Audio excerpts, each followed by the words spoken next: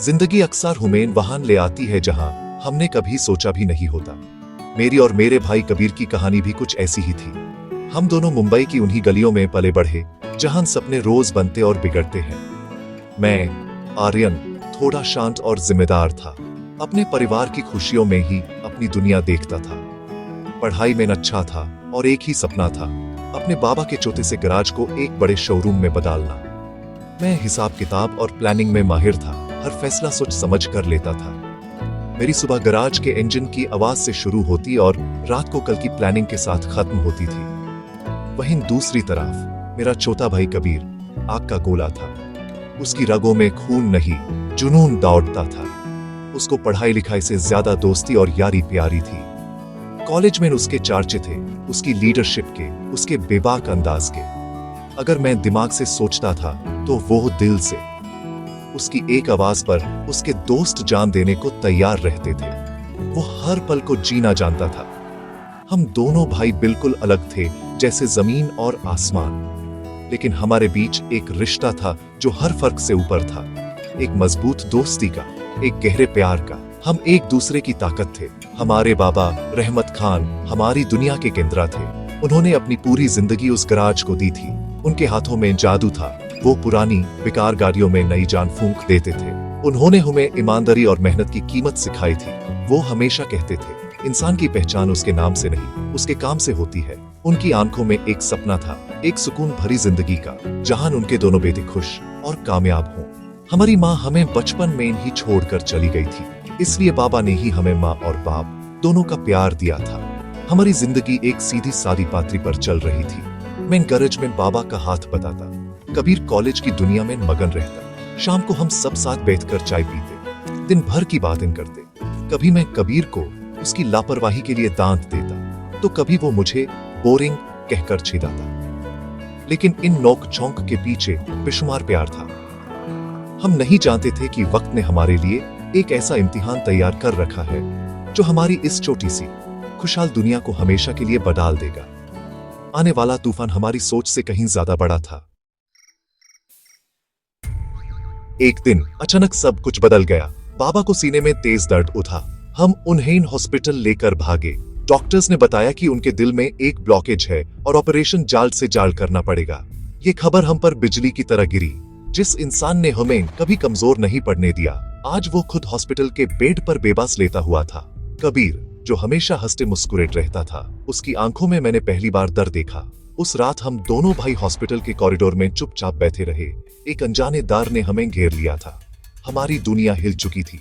बाबा ने हमें अपने पास बुलाया। उनकी आवाज कमजोर थी, लेकिन आंखों में वही हिम्मत थी। उन्होंने मेरा हाथ पकड़ा और कहा, आर्यन बेटा, वक्त का कुछ नहीं पता। मेरे बाद इस गराज और कबीर दोनों की जिम्मेदारी तेरी है, इससे संभलना। फिर उन्होंने कबीर की तरफ देखा, कबीर तू जोशीला है, लेकिन अब होश से काम लेने का वक्त है। अपने भाई का साथ कभी मत छोड़ना। तुम दोनों एक दूसरे की लाठी हो। उनके ये शब्द हमारे दिल में तीर की तरह लगे। हमने उन्हें हिम्मत दी, कहा कि कुछ नहीं होगा, आप जल्दी ठीक हो जाएंगे। लेकिन शायद उन्हें आने वाले वक्त का अंदाजा हो गया था। ऑपरेशन के लिए पैसों का इंतजाम करना हमारे लिए एक बड़ी चुनौती थी। हमारी सारी जमा पूंजी भी ऑपरेशन के खर्च के आगे कम पड़ रही थी। मैंने बैंक से लोन लेने की कोशिश की, लेकिन कागजी कार्यवाही में वक्त लग रहा था। कबीर अपने दोस्तों से मदद मांगने की बात कर रहा था। हम हर दरवाजा खटखटा रहे थे। इस मुश्किल घड़ी ने हमें एहसास दिलाया कि जिंदगी कितनी बेरहम हो सकती है। हर गुजारता पल हमारे दार को और बढ़ा रहा था। बाबा की सांसें हमारी उम्मीदों से जुड़ी हुई थी। हम उन्हें खोना नहीं चाहते थे, किसी भी कीमत पर नहीं। आखिरकार बाबा का ऑपरेशन हुआ। ऑपरेशन सफल रहा, डॉक्टर्स ने हमें बताया। हमने सुकून की सांस ली, लेकिन हमारी खुशी ज्यादा देर नहीं टिकी। ऑपरेशन के कुछ घंटों बाद ही उन्हें एक बड़ा हार्ट अटैक आया और वो हमें हमेशा के लिए छोड़कर चले गए। ऐसा लगा जैसे हमारे सर से आसमान छिन गया हो। हमारी दुनिया अंधेरी हो गई। वो गराज, वो घर, सब कुछ सूना लगने लगा।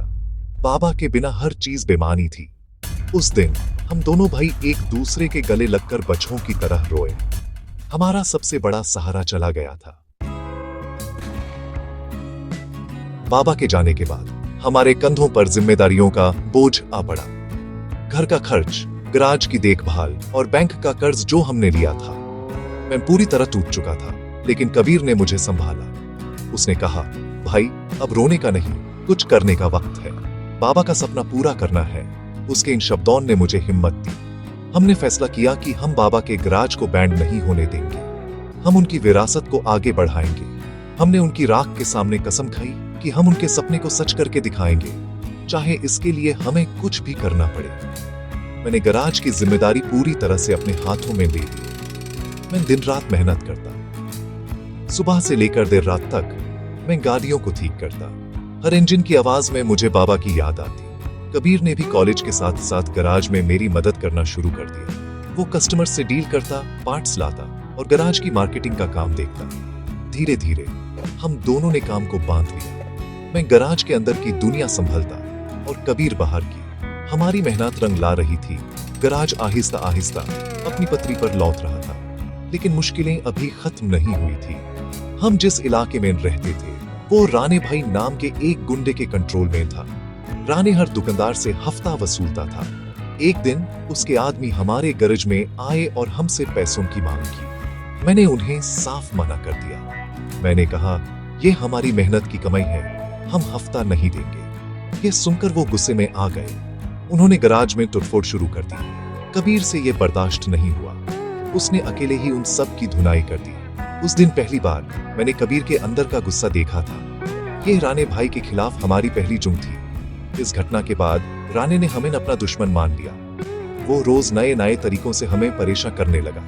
कभी हमारे कस्टमर्स को धमकाता, तो कभी हमारे पार्ट्स की सप्लाई रुकवा देता। हमारी जिंदगी एक जंग का मैदान बन गई थी। हम हर रोज एक नई चुनौती का सामना करते, लेकिन हमने हार नहीं मानी। कबीर का जोश और मेरी समझदारी, हम दोनों मिलकर हर मुश्किल का सामना कर रहे थे। हम जानते थे कि यह रास्ता आसान नहीं है, लेकिन हमें बाबा से किया हुआ वादा निभाना था। राणे भाई से दुश्मनी मोल लेना आग से खेलने जैसा था। उसका पूरे शहर में आतंक था। पुलिस भी उससे डरने लगी थी। उसने हमारा काम बिल्कुल ठप कर दिया। कोई भी कस्टमर हमारे गराज आने से डरता था। हमारी आमदनी बैंड हो गई और बैंक का कर्ज सर पर चढ़ने लगा। हम एक ऐसी सिचुएशन में फंस गए थे जहां से निकालने का कोई रास्ता नजर नहीं आ रहा था। हर रात मैं और कबीर छत पर बैठकर सोचते थे कि आगे क्या होगा। कबीर कहता था कि हम राणे से सीधे तक कर लेंगे, लेकिन मैं जानता था कि यह आत्महत्या करने जैसा होगा। मैं उसकी सुरक्षा के लिए चिंतित था। एक रात जब कबीर गराज से घर लौट रहा था, राणे के गुंडों ने उस पर हमला कर दिया। वो अकेला था और वो लोग 10 थे। उन्होंने उस बुरी तरह मारा। जब मुझे खबर मिली, मैं पागलों की तरह उस जगह पर भागा। मैंने कबीर को खून से लथपथ सड़क पर पड़े देखा। उस पल मेरे अंदर का सारा दर्द गुस्से में बदल गया। मैंने आसपास से एक लोहे की रोड उठाई और उन गुंडों पर टूट पड़ा। मुझे होश नहीं था कि मैं क्या कर रहा हूँ। मेरे सामने बस मेरे भाई का चेहरा था। उस दिन उन्होंने मेरे अंदर के उस इंसान को जगा दिया जो शायद मैं खुद भी नहीं जानता था। हम कबीर को हॉस्पिटल ले गए। उसको बहुत चोटिन आई थी। डॉक्टर ने कहा कि अगर थोड़ी देर और हो जाती तो कुछ भी हो सकता था। मैं उसके बेड के पास बैठा, उसका हाथ पकड़े और खुद को कोस रहा था। मुझे लग रहा था कि ये सब मेरी वजह से हुआ है।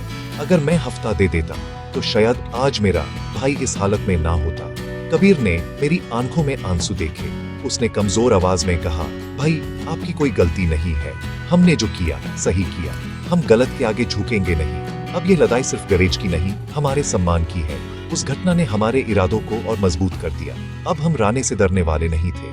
हमने फैसला किया कि हम उसके आतंक को खत्म करके रहेंगे। हमने उसके काले धंधों के बारे में जानकारी इकट्ठा करना शुरू कर दिया। हमने उन लोगों से बात की जो राणे के जुल्म का शिकार थे। धीरे धीरे लोग हमारे साथ जुड़ने लगे। उन्हें हम में एक उम्मीद की किरण दिखी। हमारी छोटी सी लड़ाई अब पूरे इलाके की लड़ाई बन चुकी थी। हमने राणे के खिलाफ एक मोर्चा खोल दिया था। यह एक ऐसी जंग थी जिसमें हारने का मतलब मौत था और जीतने का मतलब आजादी। इसी जंग के बीच हमारी जिंदगी में अंजलि आई। वो एक जर्नलिस्ट थी जो शहर में बढ़ते क्राइम पर एक स्टोरी कर रही थी। वो राणे भाई के आतंक के बारे में जानती थी और उसके खिलाफ सबूत इकट्ठा कर रही थी। उसकी मुलाकात हमसे तब हुई जब वो हमारे इलाके में लोगों से राणे के बारे में पूछताछ कर रही थी। कोई भी डर के मारे कुछ बोलने को तैयार नहीं था। फिर किसी ने उसे हमारे बारे में बताया। वो हमारे गराज आई। उसकी आंखों में एक अजीब सी हिम्मत और सच्चाई थी। उसने हमसे कहा कि वो हमारी मदद करना चाहती है। शुरू में मुझे उस पर विश्वास नहीं हुआ। मुझे लगा कि ये रानी की कोई चाल हो सकती है।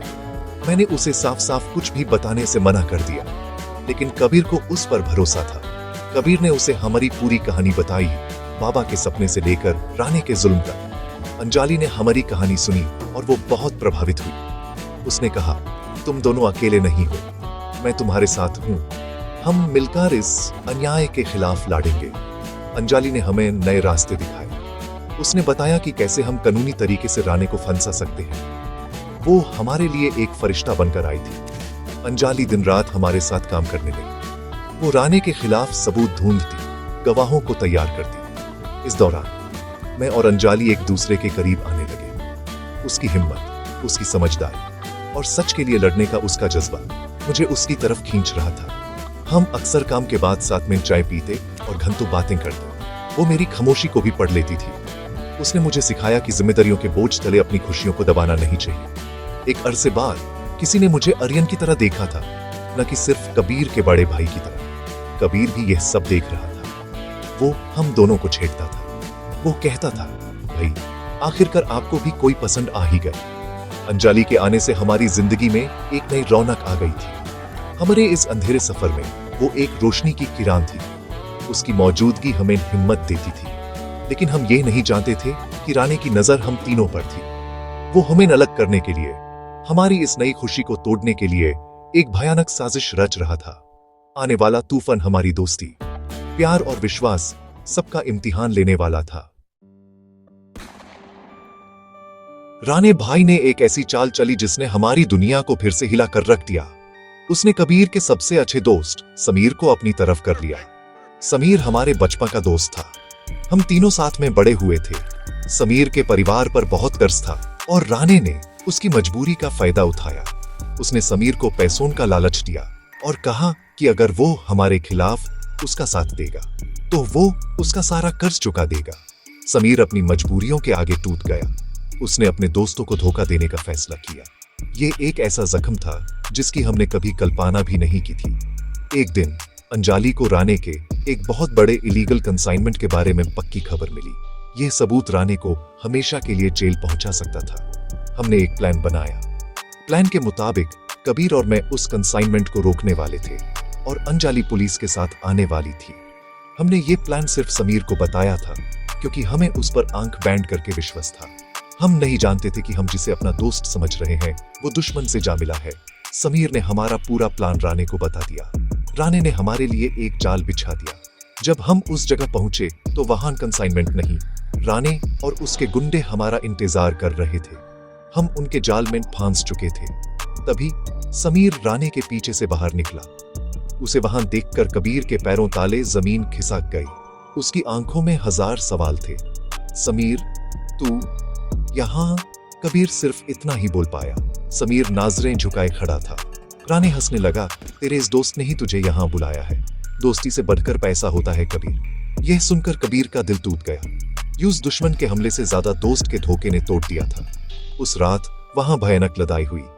राणे के गुंडे हम पर टूट पड़े। कबीर गुस्से और दुख में लड़ा। उसके हर वार में धोखे का दर्द था। मैं उसको संभालने की कोशिश कर रहा था। हमने उनका मुकाबला किया, लेकिन वो लोग तदड़ में बहुत ज्यादा थे। उन्होंने हमें पकड़ लिया। राणे ने कबीर के सामने समीर को एक गूंद दी और कहा, अपनी वफादारी साबित कर, इससे गोली मार। समीर कांप रहा था। उसकी आंखों में आंसू थे। कबीर उसे देख रहा था, जैसे कह रहा हो, मत कर ऐसा। उस पल वक्त रुक सा गया था। दोस्ती, विश्वास और मजबूरी सब एक साथ कतारे में खड़े थे। समीर के हाथ में गुन थी और उसके सामने उसका बचपन का दोस्त कबीर। राणे जोर से चिल्लाया, गोली चला। समीर की आंखों से आंसू बह रहे थे। उसने गुन उठाई, लेकिन उसके हाथ कांप रहे थे। वो कबीर को नहीं मार सकता था। अचानक उसने गुन घुमाई और राणे पर फायर करने की कोशिश की, लेकिन राणे के एक गुंडे ने उसके हाथ पर गोली मार दी। गुन समीर के हाथ से छूट गई। राणे गुस्से में पागल हो गया। धोखेबाज, चिल्लाते हुए राणे ने गुन उठाई और समीर को मारने ही वाला था कि कबीर बीच में आ गया। गोली सीधे कबीर के सीने में लगी। भाई, मैं चीखा। सब कुछ एक पल में धुंधला हो गया। कबीर जमीन पर गिर रहा था और मैं यूज थामने के लिए दौड़ा। उसकी आंखें बैंड हो रही थी। उसने धीरे से मेरा हाथ पकड़ा और मुस्कुराने की कोशिश की।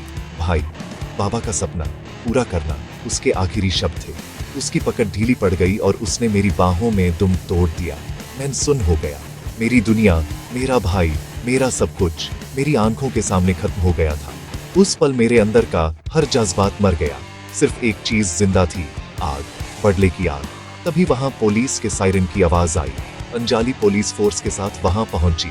राणे और उसके गुंडे भागने लगे। पुलिस ने कुछ को पकड़ लिया, लेकिन राणे बच निकला। अंजाली ने मुझे इस हालत में देखा और वो भी टूट गई। समीर जख्मी हालत में कबीर के पास घुटनों पर बैठकर रो रहा था। मुझे माफ कर दे कबीर, माफ कर दे आर्यन, वो बार बार यही कह रहा था, लेकिन मुझे कुछ सुने नहीं दे रहा था। मेरी आंखों के सामने सिर्फ कबीर का चेहरा था और मेरे कानों में राणे की हंसी गूंज रही थी। मैंने कबीर के जिस्म पर हाथ रखा और कसम खाई, मैं तुझे नहीं छोड़ूंगा राणे, मैं तुझे ढूंढ निकलूंगा। कबीर का जाना सिर्फ एक भाई का जाना नहीं था, ये उस गराज के सपने का, उस बेबाक हंसी का, उस जिंदा दिली का खत्म हो जाना था। मैं अब अकेला रह गया था। घर की दीवारें मुझे काटने को दौड़ती थी। हर चीज मुझे उसकी याद दिलाती थी। मैं ना रोता था, न कुछ कहता था, बस एक पत्थर बन गया था। अंजाली ने मुझे संभालने की बहुत कोशिश की, लेकिन मेरे अंदर का तूफान हर चीज को तबाह करने पर तुला हुआ था। मैंने फैसला कर लिया था, अब यह लड़ाई कानून की नहीं थी, यह लड़ाई इंसाफ की नहीं, इंतकाम की थी। मैं राणे को वही सजा दूंगा जो उसने मेरे भाई को दी थी, मौत। कबीर के बाद मैं वो आर्यन नहीं रहा जो मैं पहले था। वो शांत, समझदार लड़का कहीं मर चुका था। अब मैं एक साया था जिसका एक ही मकसद था, राणे को ढूंढना। मैंने गराज बैंड कर दिया। अंजाली ने मुझे बहुत समझाया कि मैं कानून को अपने हाथ में न लूं, लेकिन मैं सुनने को तैयार नहीं था। मैंने राणे के हर ठिकाने पर जाकर उसके आदमियों से पूछताछ शुरू कर दी। शुरू में कोई कुछ नहीं बोला, लेकिन मेरे अंदर के हैवान को देखकर उनकी हिम्मत टूटने लगी। धीरे धीरे मुझे राणे के छिपने की जगह का पता चलने लगा। वो शहर के बाहर एक पुरानी बैंड पड़ी फैक्ट्री में छिपा हुआ था। मैंने उस रात उस फैक्ट्री में अकेले गया। अंदर घुसते ही राणे के गुंडों ने मुझे घेर लिया, लेकिन आज मैं लड़ने नहीं, मारने आया था। मेरे अंदर ना डर था, ना जीने की ख्वाहिश, सिर्फ एक जुनून था। मैं उन सब पर एक तूफान की तरह टूटा। एक एक करके मैंने उन सबको धूल चटा दी। यह लड़ाई जिस्म की नहीं, रूह की थी। मेरी हर चोट मुझे कबीर की याद दिला रही थी और मेरा गुस्सा बढ़ा रही थी। आखिरकार मैं खून से लथपथ राणे के सामने जा खड़ा हुआ। वो मुझे देखकर हैरान था। उसकी आंखों में डर साफ दिख रहा था। तू यहां कैसे? उसने हकलाते हुए पूछा। जहन्नुम से आया हूं राणे, तुझे वापस ले जाने, मैंने कहा। हमारे बीच आखिरी लड़ाई शुरू हुई। वो अपनी जान बचाने के लिए लड़ रहा था और मैं अपने भाई का बदला लेने के लिए। हम दोनों बुरी तरह जख्मी हुए। अंत में मैंने यूस पकड़ लिया। मैंने उसे इतना मारा कि उसने मौत की भीख मांगना शुरू कर दिया। मैं उस मारने ही वाला था कि तभी मेरे कानों में कबीर के आखिरी शब्द गूंजे, भाई, बाबा का सपना पूरा करना। अचानक मुझे एहसास हुआ, अगर मैं राणे को मार देता तो मुझ में और उसमें क्या फर्क रह जाता। तभी वहां अंजाली और पुलिस पहुंच गए। उन्हें समीर ने खबर दी थी। अंजाली ने मुझे देखा। आर्यन, बस, कानून उसे सजा देगा। मैंने राणे को देखा जो जमीन पर अधमरा पड़ा था। मैंने यूस पुलिस के हवाले कर दिया। मैं जानता था कि उसके लिए सबसे बड़ी सजा जेल में सड़ना है, ये सोचते हुए कि वो मुझसे हार गया। पुलिस ने राणे को गिरफ्तार कर लिया। उसके आतंक का हमेशा के लिए अंत हो गया। मैं जमीन पर बैठ गया। मेरे अंदर का गुस्सा मेरे आंसुओं के साथ बह गया। मैंने आसमान की तरफ देखा, जैसे कबीर से कह रहा हूं, मैंने अपना वादा पूरा किया भाई। राणे के जेल जाने के बाद शहर में सुकून लौट आया। हमारे इलाके के लोगों ने आजादी की सांस ली। मैंने फिर से गराज खोला, लेकिन इस बार मैं अकेला नहीं था। समीर अपनी गलती का पश्चाताप करने के लिए मेरे साथ काम करने लगा। मैंने उसे माफ कर दिया था, क्योंकि मैं जानता था कि कबीर भी यही चाहता। अंजाली ने राणे के पूरे नेटवर्क को बेनकाब करने वाली स्टोरी पब्लिश की, जिसके लिए उसे बहुत सराहना मिली। लेकिन उसने जर्नलिज्म छोड़कर हमारे साथ गैरेज में हाथ बटाने का फैसला किया। वो कहती थी, सच लिखने से ज्यादा जरूरी सच को जीना है। हम तीनों ने मिलकर दिन रात मेहनत की। धीरे धीरे बाबा का वो छोटा सा गैरेज एक बड़े मॉडर्न वर्कशॉप में बदलने लगा। हमने उसका नाम कबीर मोटर्स रखा। हर गाड़ी जो वहां से ठीक होकर निकलती अपने साथ कबीर की जिंदा दिली का पैगाम ले जाती। गराज के एंट्रेंस पर हमने बाबा और कबीर की एक बड़ी सी तस्वीर लगाई थी। मैं रोज सुबह काम शुरू करने से पहले उनसे बात करता था। उन्हें बताता था कि हम उनके सपने को जी रहे हैं। हमारा गराज सिर्फ गाड़ियां ठीक करने की जगह नहीं, बल्कि उम्मीद, दोस्ती और परिवार की निशानी बन गया था। जिंदगी ने हमसे बहुत कुछ छीना, लेकिन उसने हमें उससे भी ज्यादा सिखाया। उसने हमें सिखाया कि परिवार खून के रिश्तों से नहीं, दिल के रिश्तों से बनता है। उसने हमें सिखाया कि सच्चाई और ईमानदारी का रास्ता मुश्किल जरूर है, लेकिन अंत में जीत उन्हीं की होती है। और सबसे बढ़कर उसने हमें सिखाया कि अंधेरा कितना भी गहरा क्यों न हो, उम्मीद की एक छोटी सी किरण उसे हमेशा हरा सकती है। कबीर हमारे बीच नहीं था, लेकिन वो हमारी यादों में, हमारे काम में और हमारे दिल में हमेशा जिंदा था। आज जब मैं अपने गराज में खड़ा होकर मुस्कुराते हुए कस्टमर्स को देखता हूँ तो मुझे सुकून मिलता है।